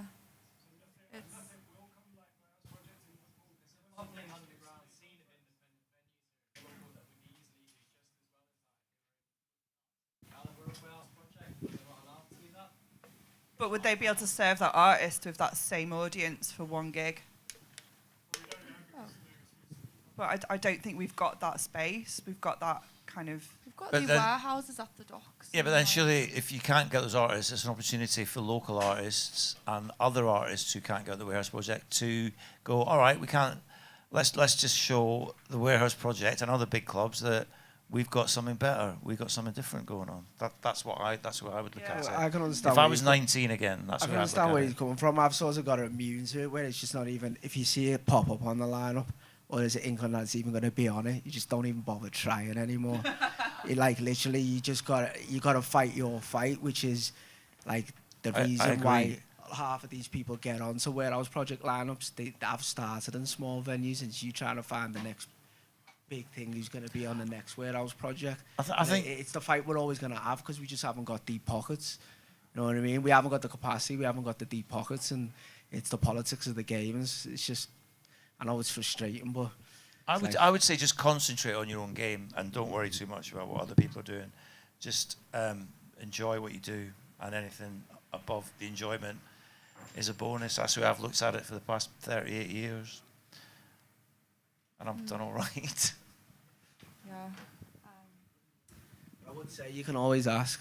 It doesn't always fall that the exclusivity falls with those certain people. That's true, actually. Ask. Yeah, like so it can just fold sometimes, and you can get something out of it. It does happen. Right. Okay. Have we got any other questions? Yeah. Do you not think that there's a point to be made that if you have a lineup with about 30 artists on, then there's no need for an exclusivity contract? Because if the lineup's at stat, people will go anyway, and then that would give a chance for the smaller venues to book these artists like independently. 100%. No, absolutely. I agree. And surely people go for the night as they go to a festival, not to see like. It's also one that different DJ. artists have different contracts as well.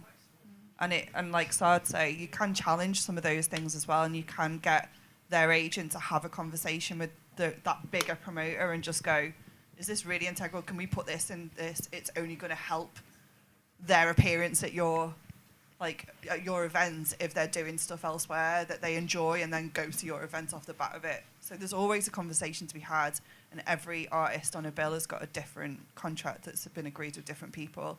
And some agents, some managers will fight against those exclusivities, and if that big promoter really, really wants them, they'll bend. I don't know. We've got a lot of shaken heads in the audience, and yeah, I definitely see both sides, but do you come down on the anti-exclusivity contracts for sure? Just with being in the DIY scene, being in the underground scene, like absolutely being in love with going to like Kitchen Street, Meraki, these small venues where when you do get these artists that are incredible, it's a new energy, like we were saying about these smaller clubs that DJs really want to play, like they want to, and it's a different atmosphere to this big festival warehouse. It's not better or worse, but it's different.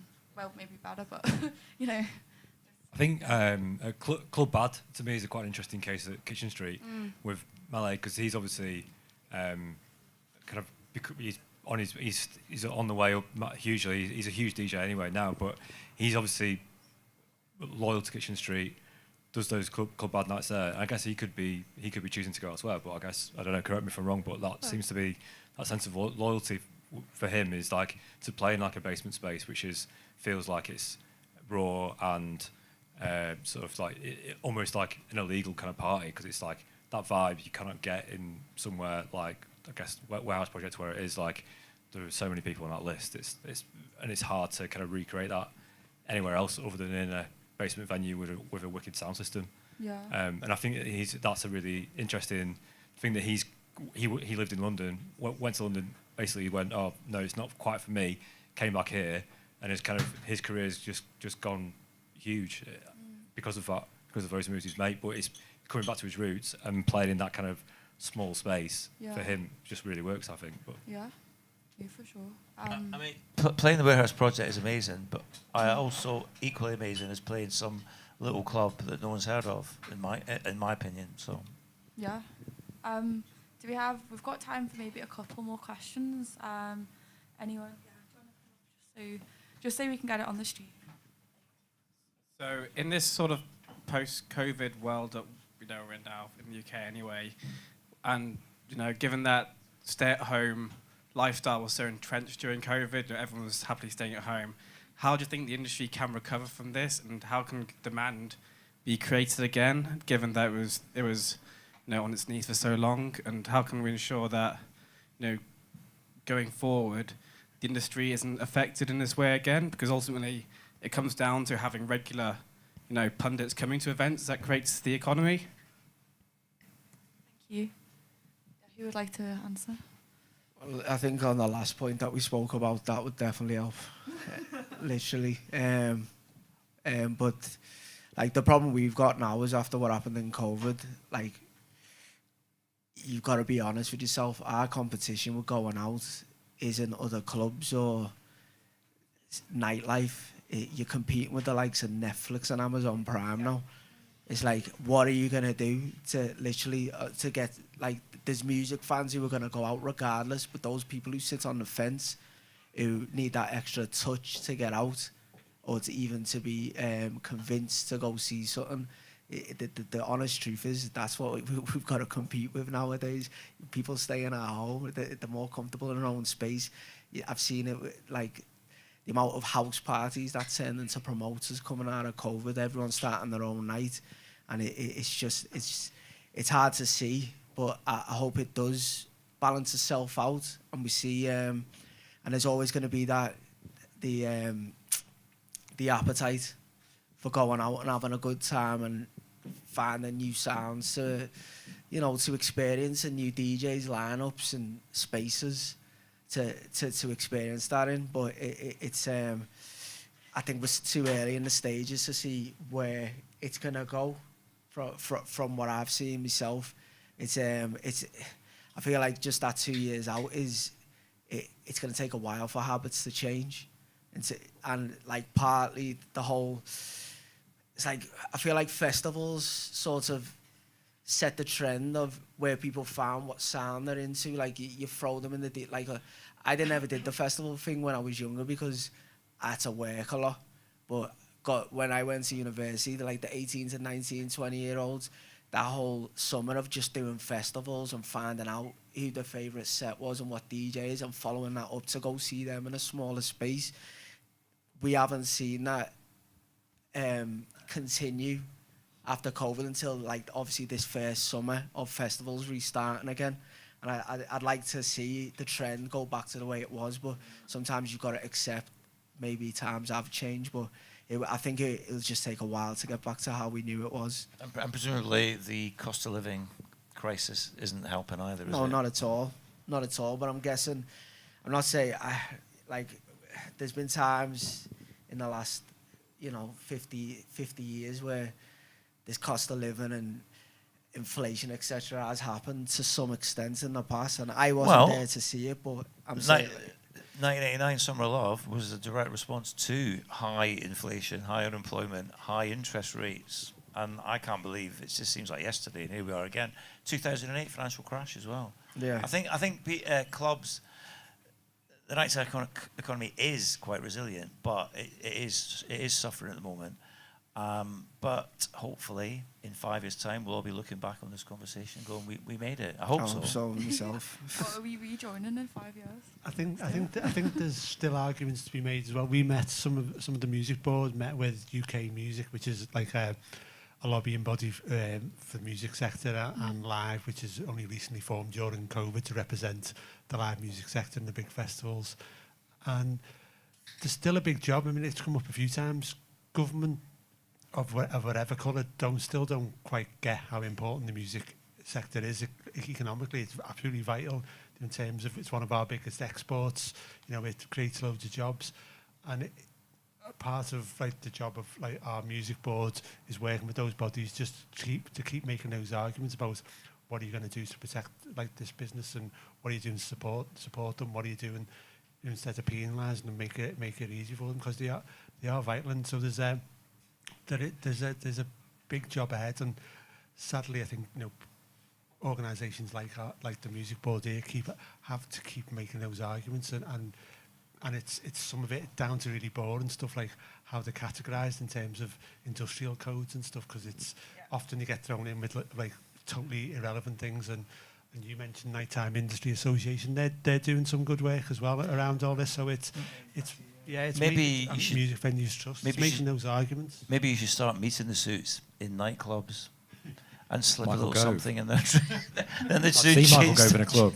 Sorry? I've seen Michael Gove in a club. Oh, don't. And it made You know me- Michael Gove, like me, he's from Aberdeen. And he's younger than me. It freaks me out.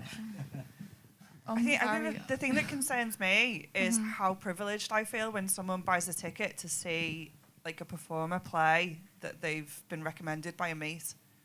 Because I just don't think that we do that anymore. And I think it's everything that you've just said is the thing that concerns me, is that no one is up for discovery in real life. No one is up for finding out whether that DJ, that producer, that artist is the one for them by going to see them.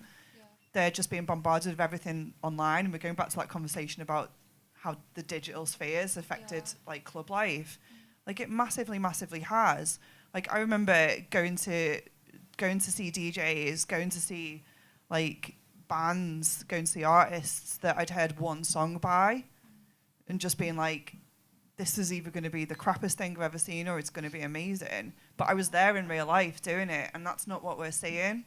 So there's got to be this like trust that's being built up as well. I think a massive part of it is governmental. I think we need to make sure that people have got money to take those risks. But everybody that I talk to about going to see shows, going to the Warehouse Project, going to different things, going to gigs at Future Yard, gigs at Kitchen Street, they're looking forward to it. It's one of those things that they've put in their diary because they're struggling every day and they need something to look forward to. They're not doing it twice a week. They're not doing it like once a week. They're doing it and they're looking forward to it. So they're not taking as many risks. I think it is like artists per artist is true, and definitely what I've found being here is that this trust is being built in, certain promoters that have done it for like 8 gigs, or like, for instance, Ron Rhythm's Run, like, Keep It Cryptic to a lower degree. You go because you trust them, that they'll book the right people. And that's what we need to build up. We need to build up the trust in promoters that they're curating events that people will enjoy. Every single act on the bill, and they're getting the money's worth, rather than a promoter that's just putting somebody on and then just going, shit, who are we going to get to support? And then like nailing it in the last couple of weeks with acts that are playing like every other night in the local region. So it is there needs to be more of those kind of events that are events. 100%. Like, we've just got time for one more question, unfortunately. Can I ask? So mine's not particularly deep, and I am in awe of all your knowledge. Mine is about, so obviously the book is about place and that influence on music. So I want to know from all of you, if you have time, where would be the place that you would go raving tomorrow if you had the option? Liverpool's excluded. Yeah, you can't choose Liverpool. What places that exist now, or places from the past as well? Oh. So you get to go raving tomorrow. Where would you go? I am raving tomorrow. Not where you booked to go. I'm raving tomorrow. Yeah, exclude that. In a castle in the Highlands. If I go raving tomorrow, I tell you what, one of the best nights I ever had was in Punta del Este in Uruguay. So if I could, I'd go to Punta del Este in Uruguay. Oh, sorry, UK cities. Sorry, we weren't I would, my home city of Aberdeen, because I've not raved in Aberdeen for many years, so I'd say Aberdeen. Yeah, Cath. Can I just ask if it's all expenses paid? UK all expenses paid. Because that's the thing that dictates where I go. So basically, like, I will pick, like, if I want to go into, I use music as a reason to explore places. So if there's somewhere that I've not been before, then I'll like pick a gig on a tour and go, I'm going to that place. But what I've done like for the rest of the year is they're all different places, and I need to go to London, where lots of my friends are and lots of my favourite venues are and lots of the artists that I love playing. London has been outpriced for me. So I'm like spending a lot of time in Leeds, Copenhagen. I'm going to Dublin 3 times. But to be totally honest with you, like having all of those trips booked in already, I want to go to London, but it's ridiculous. Like for a 2-hour journey, it's a ridiculous price to get to the capital city where lots of things are happening. I know that's a cop-out because it's London, but I would go to London. Yeah, Jim, what about you? I go to the Golden Lion in Todmorden. And, brilliant venue, brilliant choice. Have a nice time there. Yeah. I go to Hebden Bridge and look at some second-hand bookshops and get some sort of blankets. Have you ever been clubbing Hebden Bridge Trades Club? Another great venue. I was there just 2 weeks ago. Incredible.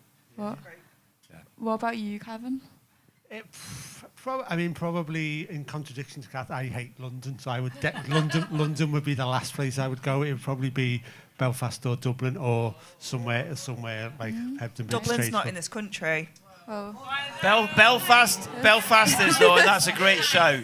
Belfast is a great show. My Irish friends would never have ever forgiven me if that had gone under the radar. I'm getting nodded at by the bar. Dublin is not in the UK. I'm an Irish citizen as well, so I shouldn't have made that mistake. I've got an Irish passport. It is a great city. It is a great city though. I'm literally going on Saturday night. And then again on Wednesday as well. But it would always be Liverpool, to be honest. I've always had my best nights out in Liverpool. I have done stuff around the world with various jobs, but I've always had my best nights there. Yeah, Saad, to be honest, working in a nightclub pretty much every night for 9 years. I'm same. I like, to me, when I go to a venue or a nightclub, I just see it from a business perspective. It's like, what light fitting's that? What sound system is it? The security are okay, da-da-da-da-da. And for me, like, I prefer not being naughty or anything, but I prefer, like, the less, if I could go anywhere and have a party, it'd just be, like, just a disused space. Like somewhere where you're not actually allowed to do something. Yeah, exactly. Where you're not going to be like, this isn't working and that's not something working that shouldn't be what it is. You know what I mean? Nice. Just overnight, it's just got transformed. Just, you know, a dry hire. You know what I mean? Just like, because once you, the sound system, stage, the setup, the layout, it just, once you've been to all of them, I'd rather see a lineup. A DJ that I haven't seen for ages from my childhood and just in a space that you wouldn't expect it to happen, but it'd have to be home or probably southeast London, just because it's where I've always travelled from if I go to see family, and it'd always be like a house party in a garage. I want to change my answer, by the way. I've just suddenly remembered. I was looking at Aberdeen as like a romantic point, plus the fact we're at home to Kilmarnock at the weekend, but I would say the Sub Club in Glasgow. Yeah, I think the greatest club, the greatest venue in Britain. My answer, no disrespect, would be Glasgow, but Sub Club, Subby. No offense to Subby, I love it, but La Chita all the way. But yeah, we're neighbours, but yeah. Anyway, thank you. Love that last question. And buy Jim's book, it's amazing. Thank you all for coming. I've really, really enjoyed this evening. I hope you have too. We're open till 11, so feel free to enjoy the rest of your evening elsewhere or stay around. Please can you give a big round of applause to Jim and the rest of the panel. Thank you, guys. Thank you.